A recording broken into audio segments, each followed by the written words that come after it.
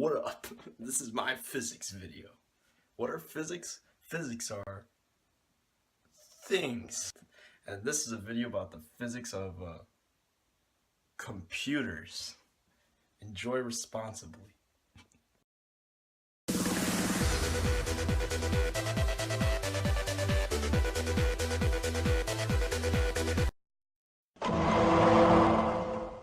Computers are great for a number of reasons. They simplify our lives, make tedious things less tedious, and make easy things easier. They're really fast, and by fast I mean like they do things at supersonic speeds. You can't pull that kind of stuff off on an Abacus, that's for sure. People who don't like computers need to get with the program. And now I'd like to highlight some things that computers allow us to do. A. They allow us to buy stuff we don't need. B. They allow us to listen to music. And C. They allow us to disappoint our parents. I know what you're thinking right now. Why do we need to know the physics of computers? It's actually pretty simple. In the event that artificial intelligence, like Skynet or whatever, surpass humans, we need to know how to defeat them and protect ourselves. In that event, we physicists will have to save the world from these mechanical demons.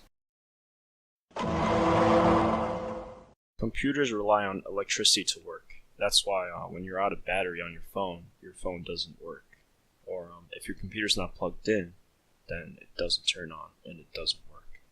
Electrons flow from places of high potential electric energy to places with low potential electric energy.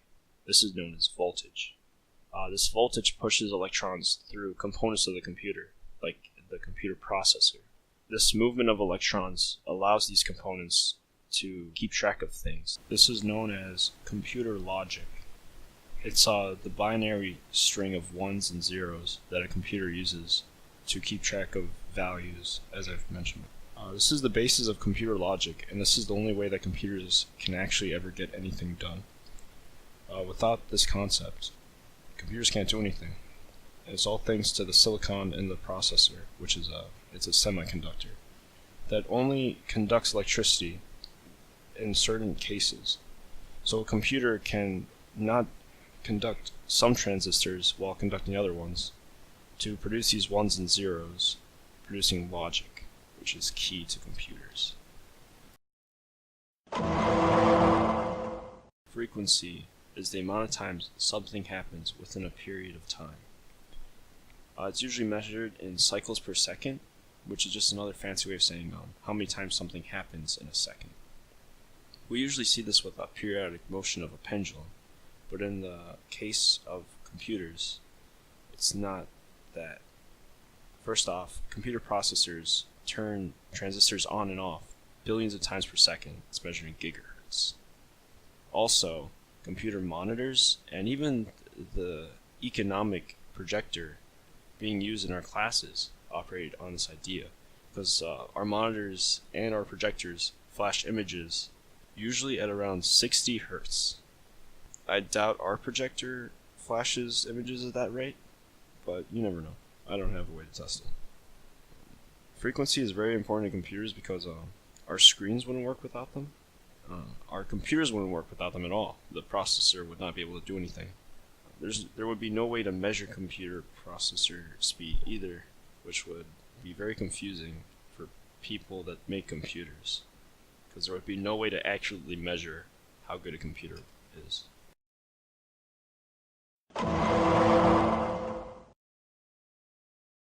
Force in one and two directions are a big part of computer physics. Force is used when typing and using a computer mouse. These are the two forms most commonly used for inputting data to a computer, so they're very important. Both of these things have mass. When you move them, you cause displacement, which then causes acceleration. Without these two forms of user input, computers would be unusable. Vectors are very important when calculating this stuff. Computers use vectors to calculate mouse movement.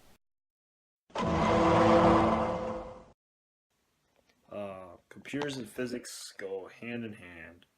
Without physics, you can't have computers. Electricity, motion in multiple directions, and frequency allow people to use computers and make their lives better and less tedious. That's the conclusion I've come to today.